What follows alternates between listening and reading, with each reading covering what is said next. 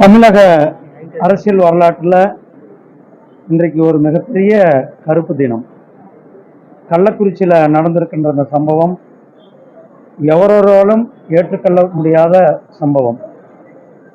திமுக அரசினுடைய, ஸ்டாலின் அரசினுடைய கையாளாகத்தனத்தை இந்த சம்பவம் காட்டியிருக்கிறது. கிட்டத்தட்ட 35க்கும் மேற்பட்ட நபர்கள் இந்த கள்ளச்சாராயத்தால், விஷச்சாராயத்தால் உயிரிழந்திருக்கிறார்கள்.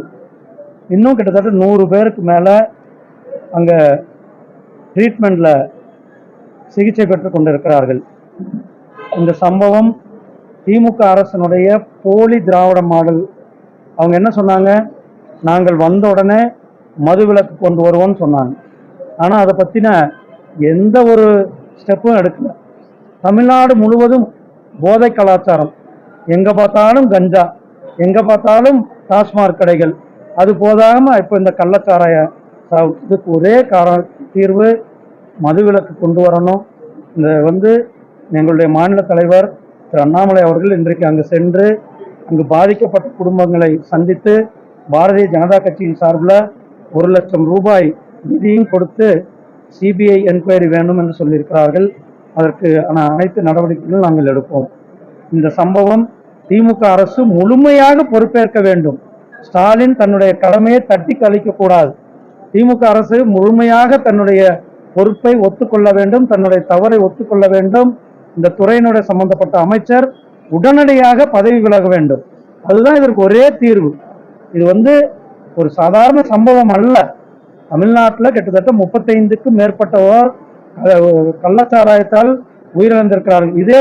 அதே பக்கத்து மாவட்டத்தில் ஒரு 4-5 அல்லது ஒரு 5-6 மாதங்களுக்கு முன்பு இதே போன்ற மரக்காணத்தில் ஒரு சம்பவம். அதுல கூட நடவடிக்கை எடுக்கல. இந்த மாதிரி நடவடிக்கை எடுக்காம கள்ளச்சாராயத்திற்கு துணை போகின்ற அரசாங்கமாக இந்த அரசாங்கம் இருக்கிறது. இந்த அரசாங்கம் மக்களை காக்கும் அரசாங்கமாக இருக்க வேண்டும். மாறாக மக்களுடைய உயிரை எடுக்கின்ற அரசாங்கமாக தான் இந்த திமுக அரசாங்கம் இருக்கிறது. திமுக அரசாங்கத்தின் மேல மக்கள் ஏற்கனவே மிகப்பெரிய கோபத்தில் இருந்து கொண்டிருக்கிறார்கள். இந்த சம்பவம் ஒரு எந்த விதத்திலும் நியாயப்படுத்த முடியாத சம்பவம். இந்த சம்பவத்திற்கு திரு ஸ்டாலின் அவர்கள் பொது வெளியில தன்னுடைய மன்னிப்பு கேட்க வேண்டும். அவர் சென்று பாதிக்கப்பட்ட மக்களை நேரடியாக பார்க்க வேண்டும். ஒரு முதலமைச்சர் இவ்வளவு பெரிய சம்பவம் நடந்து 2 நாட்கள் ஆகிறது. தொடர்ந்து மரணங்கள், உயிர் பலியானது நடந்து கொண்டிருக்கிறது. உடனடியாக முதலமைச்சர் சம்பந்தப்பட்ட இடத்திற்கு இந்நேரம் சென்றிருக்கணும்.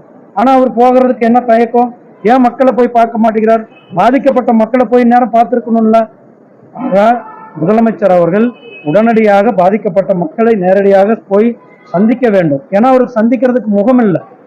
மிகப்பெரிய ஒரு தோல்வி, அரசாங்கத்தினுடைய தோல்வி. ஏன்னா அரசாங்கம் இயங்குகிறதா இல்லையா என்பதே இங்கு இதற்கு சரியான எடுத்துக்காட்டு இந்த கள்ளக்குறிச்சி சம்பவமாக இருந்து கொண்டிருக்கிறது. ஆகையால் முதலமைச்சர் அவர்கள் உடனடியாக அங்கு சென்று அந்த மக்களை நேரடியாக சந்திக்க வேண்டும். அதே நேரத்தில் சம்பந்தப்பட்ட துறையினுடைய அமைச்சர் பதவி விலக வேண்டும், இல்லது அவர் பதவி நீக்கம் செய்ய வேண்டும் என்பது எங்களுடைய. அதனாலதான் சொன்னேன், சம்பந்தப்பட்ட அமைச்சர் மேல நடவடிக்கை எடுக்கணும். இந்த அரசாங்கம் பொறுப்பேற்க வேண்டும். ஸ்டாலின் அவர்கள் பொறுப்பேற்க வேண்டும். அதனாலதான் சொன்னேன், ஸ்டாலின் அவர்கள் பொறுப்பேற்று மக்களிடத்துல பகிரங்க மன்னிப்பு கேட்க வேண்டும். பாதிக்கப்பட்ட மக்களை சென்று அவர்களை பார்க்க வேண்டும். அப்பதான் தெரியும் உண்மை என்ன என்று தெரியும். பாதிக்கப்பட்ட மக்கள் அவர்களிடத்துல சொல்லுவாங்க, உங்களுடைய கையாளாகத்தனத்தால எங்களுடைய உயிர் போயிருக்கிறது. இன்றைக்கு பலர் குழந்தைகள் தங்களுடைய அப்பாவை இழந்திருக்கிறார்கள். பல குழந்தைகள் இன்றைக்கு தங்களுடைய சகோதரனை இழந்திருக்கிறார்கள். இப்படி மிகப்பெரிய ஒரு பேரிடர் ஆக இந்த சம்பவம் இருந்து கொண்டிருக்கிறது.